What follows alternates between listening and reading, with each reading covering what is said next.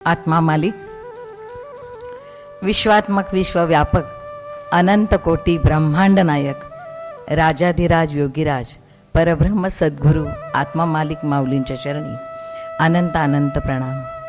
त्याचबरोबर व्यासपीठात विराजित सर्व संत, संत माता, विद्यार्थी, सर्व साधक साधिका, नवे सर्व आत्मप्रेमी, सर्वांच्या हृदयात नांदणाऱ्या त्या आत्मदेवतेला अनंत अनंत प्रणाम.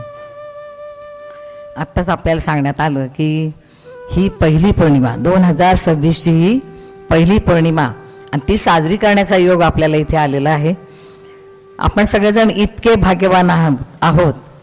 त्याची कल्पना परवा ज्या वेळेला आपण जागतिक ध्यान दिन साजरा केला, वैश्विक ध्यान दिन, तेव्हा लक्षात आलं असेल की हा संदेश आपल्याला बाबा केव्हापासून देत आहेत.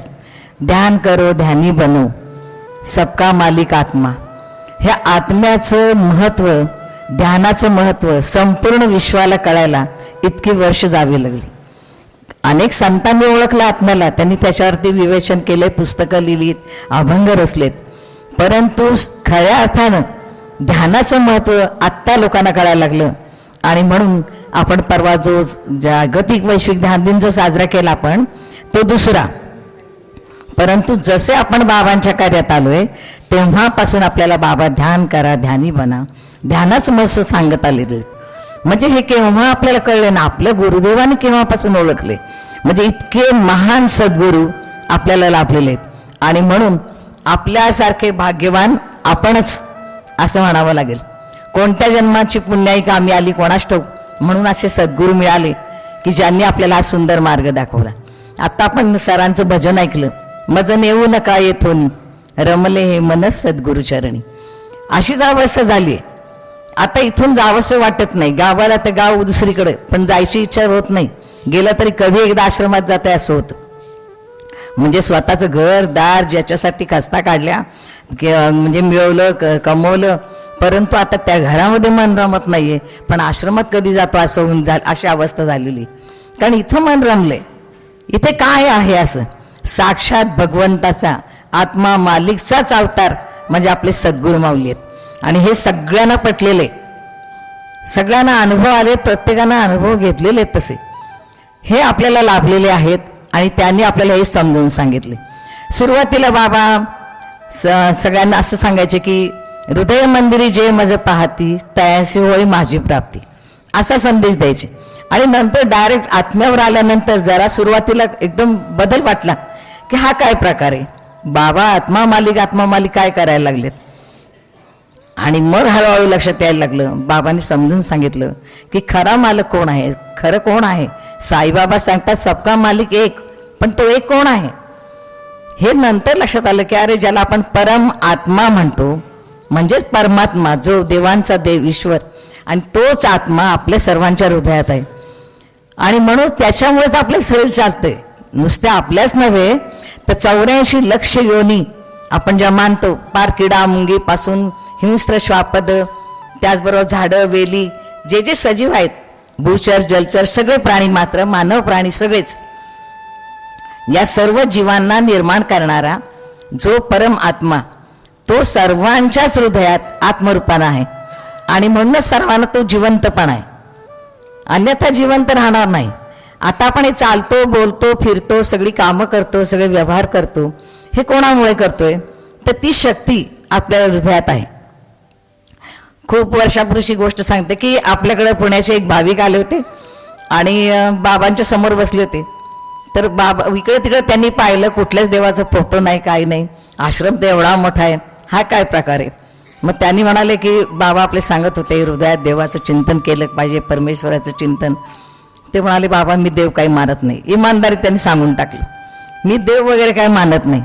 बाबा म्हणते बरोबर आहे तुमचं, देव कुठे, मी कुठे देवाला मानतो. मग म्हणे हा आश्रम कसं काय. मग तेव्हा त्यांनी सांगितलं की देव देव देव म्हणजे तरी कोण, तर ही शक्ती, महान शक्ती, ज्या शक्तीने हे विश्व निर्माण केलं. ब्रह्मा विष्णू महेश या देवांना आपण मानतो. जसं मंत्रिमंडळ खाते वाटप करून मंत्रिमंडळ तयार होतं, तसं जणू काही हे सगळं विश्व चालवण्यासाठी परमेश्वरांची, त्याची आत्म्याची भक्ती ज्या ज्या जीवांनी केली किंवा जे जे जीव करतायत त्यांना त्या त्या पदाला पोहोचवून त्यांच्यावर जर ती जबाबदारी टाकून ते काम वाटून दिल्यासारखं दिलेलं आहे असं म्हणायला हरकत नाही. आणि ते काम चालू आहे. त्याच्यामुळे बाबा म्हणाले की आम्ही त्या शक्तीला मानतो. देव कोणी पाहिलाय म्हणे, पाहिलेलं नाही. आता जरी तुम्ही आपण कृष्णाचं ध्यान केलं, काही कृष्ण बासरी घेऊन येणार नाही आपल्या समोर. रामाचं भजन गायलं, रामाचं खूप मनापासून चिंतन केलं, धनुष्यबाण घेऊन तोही येणार नाही. मग येणार कोण? पण संकट काळी जेव्हा आपल्यावरती एखादा प्रसंग येतो, अडचण येते, त्यावेळेला आपण निश्चितपणे मनापासून देवाचा धावा करतो. आणि त्यावेळेला अशी कोणतरी व्यक्ती येते आणि आपल्याला सहकार्य करते, मदत करते, मार्ग दाखवते. मग आपण म्हणतो देवासारखा धावून आलास. मग तिथं कबूल करतो की देवासारखा. आता देव तर येऊ शकत नाही, येऊ शकणार नाही, म्हणजे तो सगळ्यांना बुद्धच्या हृदयात तोच आहे. मग तोच त्या हृदयात असल्यामुळे तो त्या व्यक्तीला ते पाठवतो की तू आता तिथं जायचंय, ती बुद्धी देतो. आणि त्याप्रमाणे एखादी व्यक्ती किंवा माणूस येऊन आपल्याला मदत करून जातो. म्हणजे सर्वांमध्ये देव आहे हे कबूल करावंच लागेल. खरं सांगायचं म्हणजे आपण आता सगळेजण एज्युकेटेड आहात, शिकलेला आहात सगळे, सायन्स तर आपण शिकलेला आहोत. मला लहानपणी सारखा प्रश्न पडायचा, हा सूर्य येतो कुठून, संध्याकाळ झाली की जातो कुठं, कुठे लपून बसतो, कुठं असेल त्याचं घर, असे काही प्रश्न आता लहान बालवयात तसे पडतात. आता पाहतो आपण, वर वस्तू फेकली ती खाली आल्याशिवाय राहत नाही, सिद्धांत आहे आपला सायन्सचा, शास्त्रज्ञांनी सांगितलेला. मग असं असताना सुद्धा हे चंद्र सूर्य तारे खाली का पडत नाहीत?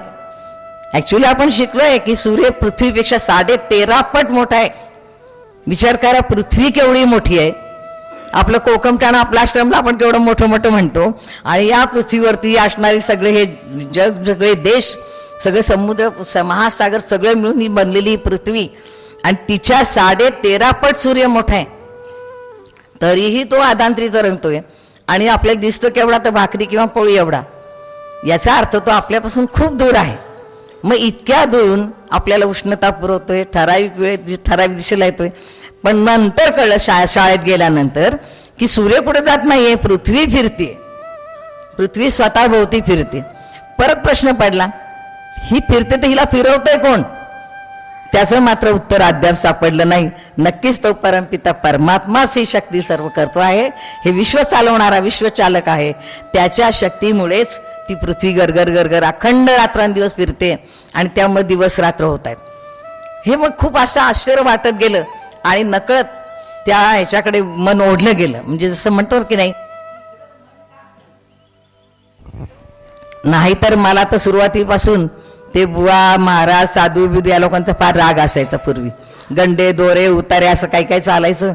म्हणजे कसले ना, कोणी सांगितलं उद्योग करायला असला. पण ज्यावेळेला जसं जसं आपण हे गुढ उलगडत चाललंय सायन्सच्या आधारातनं, तेव्हा कळालं की नाही, काहीतरी मोठी शक्ती आहे. आणि त्या शक्तीचं काय असेल, मग बाबा मिळालं तर काय, मग आनंदच पारावरच नाही त्या आनंदाला. कारण बाबा म्हणजे अगदी प्युअर ज्ञान. तिथं काही हे नाही, गंडे, दोरे, उतारे, नारळ, बकरं, कोंबडं काही भानगड नाही. शुद्ध ज्ञान.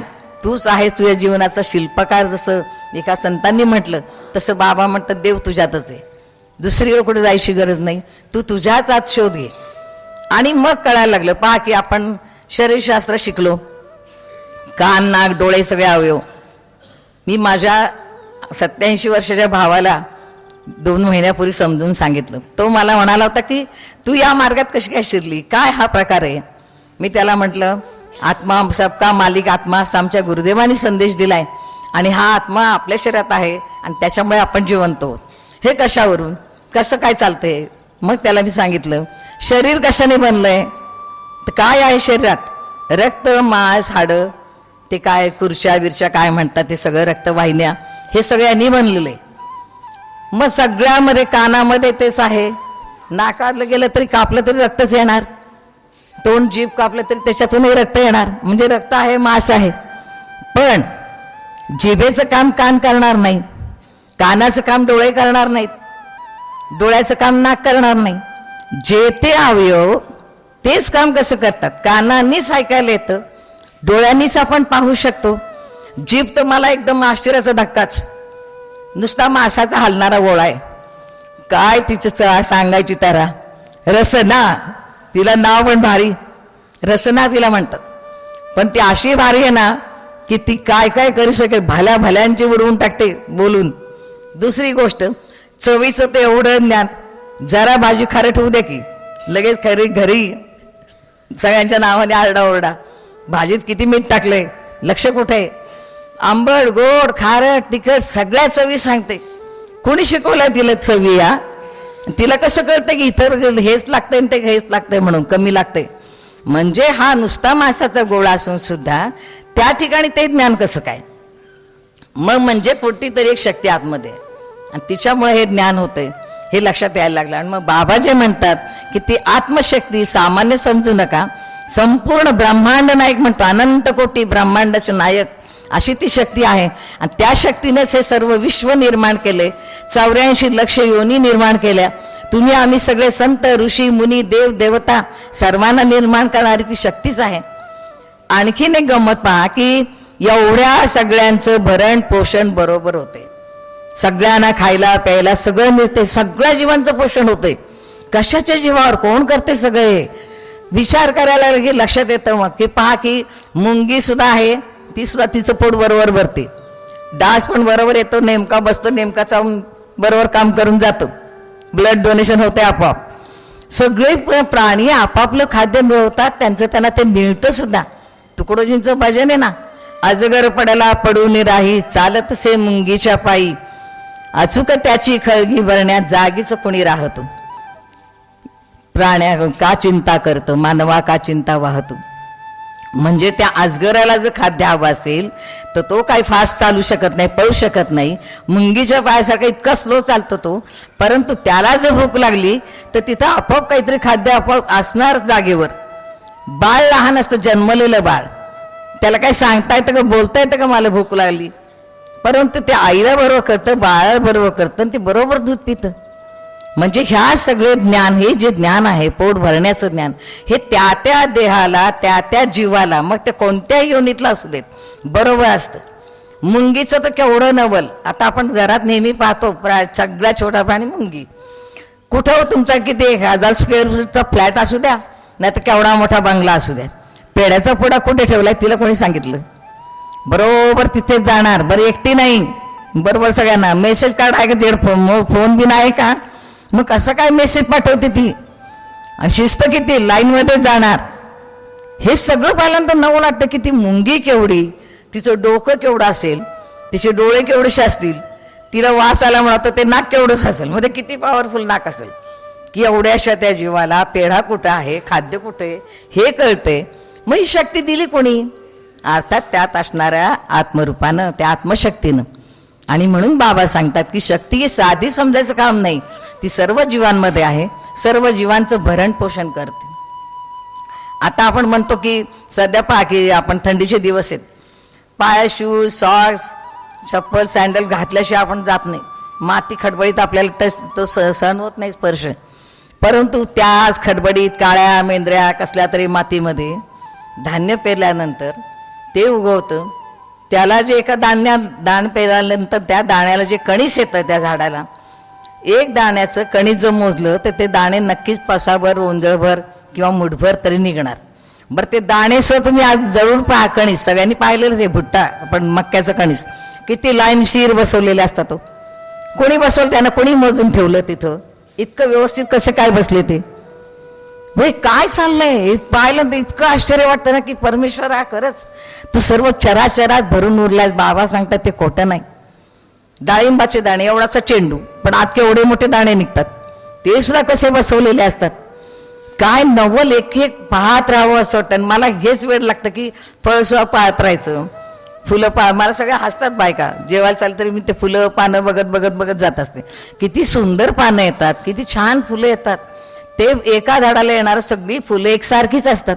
हा कधी येऊन रंग टाकून गेला त्यांच्यावर? रंगपंचमी खेळायचं ज्ञान त्याला कोणी दिलं? परमेश्वराला कसं काय समजलंय? बरं सगळ्या झाडांची वाढ व्यवस्थित, सगळ्यांना फुलं सगळं. आणि याच्यामुळे रानावनातले पक्षी प्राणी सगळ्यांचं पोट भरतंय, जंगली प्राणी जंगलांमध्ये पोट भरतात, सगळ्यांना मिळते. आता राहिलो तुम्ही आम्ही आपण, तर शेतीच्या साह्यातून जे धान्य पिकते ओबडधोबड मातीतून राशीच्या राशी निघतात. मक्याचं घ्या, ज्वारी घ्या, बाजरी घ्या, गहू घ्या, हे सगळ्या पिकांच्या साह्यातून आपण आपलंही पोट भरतोय. म्हणजे जेवढी हे सर्व विश्व ज्यानं त्या परमेश्वरानं त्या आत्मशक्तीनं निर्माण केले, त्या शक्तीनं सर्वांच्या भरण पोषणाची सुद्धा व्यवस्था केलेली आहे. आणि म्हणून बाबा सांगतात की तो आपल्यामध्ये आहे, तोपर्यंतच आपले शरीर चालणार बोलणार, तोपर्यंत त्याला ओळखा आणि फक्त त्याचं स्मरण करा, बाकी काही करायची गरज नाही. काही तुम्हाला हळद कुंकू पानं फुलं काही गरज नाही गोळा करायची.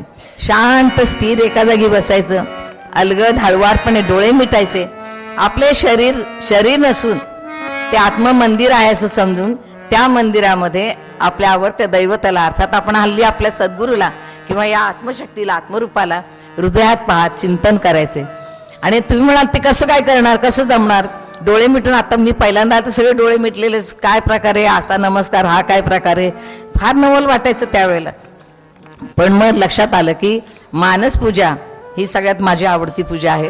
त्या मानसपूजेच्या साधनेनं आपण परमेश्वराची भक्ती पूजा डोळे मिटून शांतपणे मनातल्या मनात करू शकतो. अन्यथा हे मन इतकं चंचल आहे, बहिणाबाईची कविता आहे ना, ते कुठं जाईल क्षणात सांगता येणार नाही, ते जागेवर थांबायलाच मागत नाही. बसतंय मस्त आश्रमात समोर सगळ्यांच्या डोळे मिटलेल्या अवस्थेत, परंतु मन मात्र कुठं घरात दारात इकडं तिकडं फिरायला गेलेलं असतं. आणि म्हणून त्या मनाला कंट्रोलमध्ये आणायचं असेल तर मानसपूजेच्या माध्यमातून आपण आणू शकतो आणि त्या पद्धतीनं आपण त्याचं ध्यान चिंतन त्या परमेश्वराचं करू शकतो. आजच्या या सुंदर अशा पवित्र मुहूर्तावर आपण आज संकल्प करूया की आम्ही रोज सकाळी उठल्यावर 1-2 मिनटं का होईना, बाबा म्हणतात झोपेतनं जाग गेली केव्हाही तरी लगेच उठून बसायचं, मांडी घालायची, अंथरुणात तर अंथरुणात, असं म्हणू नका मी आंघोळ नाही केली बेडवर कसं काय बसू, काही हरकत नाही. पण त्यानं उठवलंय, त्या शक्तीचं तुमच्यावर एवढं प्रेम आहे, ती शक्ती तुम्हाला जाग करत असते की आता तरी हा माझं स्मरण करेल. आणि मानवालाच हे ज्ञान आहे. आपण कुठं कावळ्यांचं ध्यान सत्संग सोहळा पाहिला नाही, दिसतो का कुठं कावळ्यांचा सत्संग भरलाय आणि तिथं चाललंय प्रवचन कोणाचं? तिथं नाही. फक्त हे मानवालाच आपल्याला ही देणगी दिलेली आहे आणि त्याचा आपण लाभ करून घ्यायचा आहे. तर ते क्षणभर का होईना उठून बसायचं, चिंतन करायचं. झोपण्यापूर्वी सुद्धा दिवसभरात जे काही तू सुख दिलायस, आनंद दिलायस परमेश्वरा, आपण आता थोडेसे मॅनर्स पाळतो, कोणी काही दिलं की थँक्स म्हणतो, तेवढे मॅनर्स नक्कीच आपल्यामध्ये आहेत. तर थँक्स गॉड म्हणायला काहीच हरकत नाही. त्या आत्मरूपाचे आभार मानायचे, पुन्हा विनंती करायची, उद्याही दिवस असाच चांगला आमच्या आयुष्यात येवो अशी प्रार्थना. सर्वांविषयी प्रेम, सर्वांविषयी भावना. एक महत्वाचं सेंटेन्स लक्षात ठेवायचं बरं का, म्हणजे माझ्या दृष्टीने फार महत्वाचं. गेलेला वेळ आणि जीवनातून गेलेली माणसं, कोट्यावधी रुपयाने अख्खी संपत्ती तिथं समोर मांडली तरी परत येणार नाही. त्यामुळे वेळेचा पुरेपूर लाभ घ्या, संधी वाया घालू नका. आणि जीवनात आलेली सगळी माणसं त्याचीच रूपं आहेत. म्हणून कोणाचं हेवा दावा मत्सर करायचं काम नाही. सर्वांशी प्रेमानं वागा. सर्व समोर आले, जे जे काही करतंय, कोणी काही बोललं तरी मनात आणायचं नाही. आपलं काहीतरी चुकलंय, गुरुदेवच आपल्याला रागवत आहेत असं समजायचं आणि आपण समाधानाने आनंदाने राहायचं. प्रेम द्या, प्रेम घ्या आणि ध्यान करो, ध्यानी बनो या संदेशासह सर्वांना नवीन वर्षाच्या खूप खूप शुभेच्छा. 2026 तुम्हाला खूप चांगलं जावो, तुमच्या हातून भरपूर साधना घडो, सद्गुरु कृपा लाभो. आत्मा मालिक झालेली सेवा सद्गुरु चरणी अर्पण. आत्मा मालिक, आत्मा मालिक, आत्मा मालिक.